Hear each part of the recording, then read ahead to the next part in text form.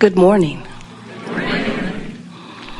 We are extremely pleased that you are here. It is good to come together for the purpose of co-creating. Do you agree? Yes. You're knowing what you're wanting? Yes. It moves about a bit, yes. Are you enjoying the evolution of your desire? That's the most important question, isn't it? Because it will always expand. You understand that? Do you know that you are source energy? Always. And that sometimes you project a part of that eternal consciousness into a physical expression, that's you. But that all that you are as an eternal being never all comes forth into your physical body. In other words, in the same way that you plug your toaster in, but the electricity still moves through the system and part of it powers the toaster, it's a bit like that. You are eternal source energy. And part of that source is here focused in this personal physical body that you call you know as your personality. But you, in your physical form, are an extension of this source energy. And it's really worth contemplating that. Because that source energy part of you is a consistent rhythm or vibration. It's a frequency that, from your point of view, you would say has utterly no resistance in it. It's pure positive energy. You could describe it as liquid love. You could describe it as non-resistant consciousness. It is the furthermost expansion of all that is, and it is offering a constant, steady frequency that you cannot get away from. The frequency of that which is your source is always such a big part of the vibrational patterning of that which is you, that when you understand that it exists, and you understand by using your emotions that you can literally mold or contour the vibration of the rest of you to match that part of you, when you start working to align with the energy of this source and you get a bead on it and you consistently tune into it, then your life begins to be as you planned it to be when you came forth into this physical body. You are an extension of source energy, and you might be in vibrational alignment with that source energy, or you might not be. And the closer to alignment you are with it, the better you feel. The further from alignment you are from it, the worse you feel. Because there is a vibrational relationship between this thunderous vibration of the eternal you and the vibration that you are offering by virtue of whatever you're giving your attention to in any moment in time. We want to give you a full picture of how you fit with you. In other words, you might sort of see it that you are like a two-headed monster and we're wanting both heads to get going in the same direction. And when all that you are lines up with all that you are, or better said, when that which you are in your physical form, as you're interacting with your children, as you're interacting with your mate, as you're driving in traffic, as you're watching the news, as you're thinking about your government, as you're thinking about economics, the thoughts that you think day by day, all day, every day, have a vibrational resonance among them that you've picked up along your physical trail. And when those thoughts resonate with the source within you, you are in the moment of alignment and you are thriving, and the emotion that you feel is your indicator of same. But if, as you are interacting with your children or with your government or with your economics or with your lover, if you are choosing a thought that is not in alignment with that which source within you knows, then you can feel the discord, and that discord is what negative emotion feels like. So the degree of the negative emotion you feel equals the degree of discord. The degree of positive emotion that you feel equals the degree of alignment. It really is that simple. So from your non-physical perspective, you said, I want to go forth and experience leading edge creation. And you knew that life here and now on planet Earth, with all of its variety and contrast, would be the perfect environment for you to project yourself and have exposure to life. And further, you knew that the exposure to that contrast would give you a constant, steady, new birthing of new ideas, because you understood the value of the contrast. You understood that when you know what you don't want, you know what you do want. But there's a part of the story that most humans have forgotten altogether. And we promised you that we would remind you about it, because this is the part of the story that once you remember it and begin to focus upon it consciously and begin to deliberately apply your understanding of it, this is when you become the deliberate creator that you've come forth to be and the fulfiller of all that you really are. You knew that you were source energy, and that you knew that you would project yourself into this form. And you knew that once you got here, that the contrast would help you know what you don't want so that you know what you do want.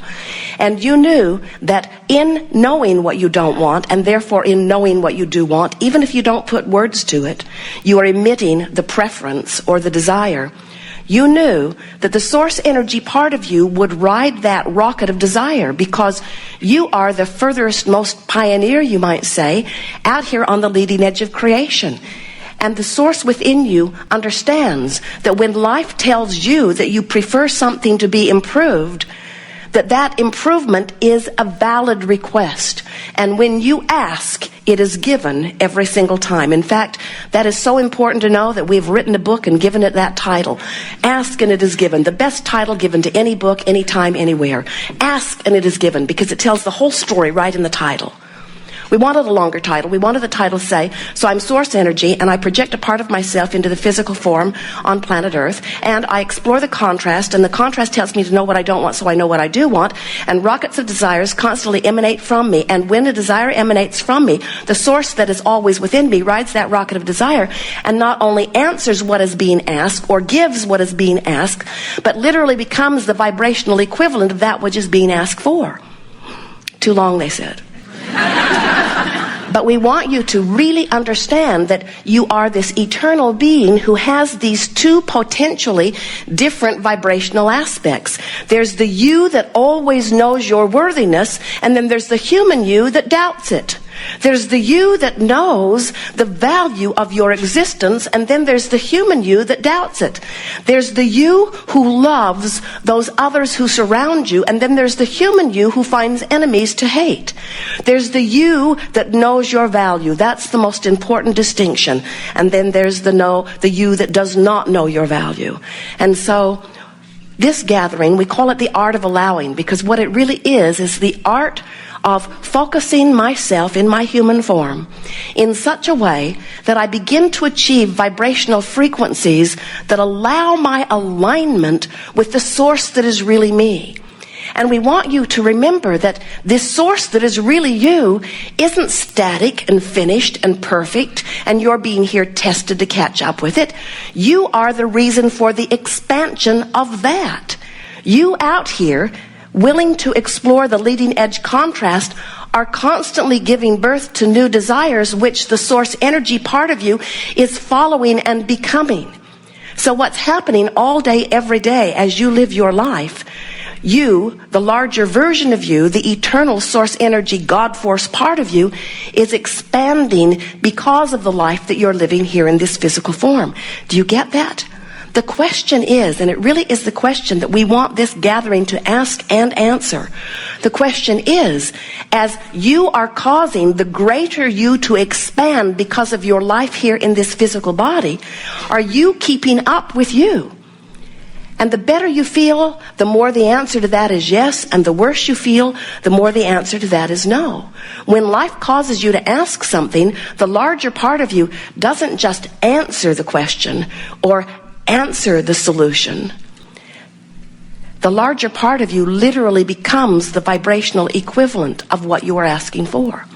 So it's accurate to say, when life shows you that you don't have enough money and you ask for more through preferences and desires, the source energy part of you becomes more prosperous vibrationally.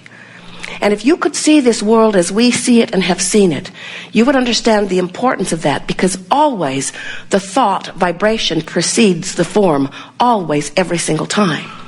So you're here banging around, giving birth to all kinds of ideas. The source energy part of you says you should know you're out there on the leading edge.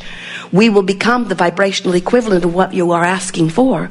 And so what's happening is there is a vibrational escrow. Aren't those nice words? A vibrational escrow that is amassing on your behalf. You are building it. You put much of it there before you even were born into this body. And since being born in this body, you've added more to it. And it has caused, in every moment of your day, a sort of vibrational duality to exist. And this magnificent vibrational duality is the means by which you feel yourself into alignment with your expanded beingness.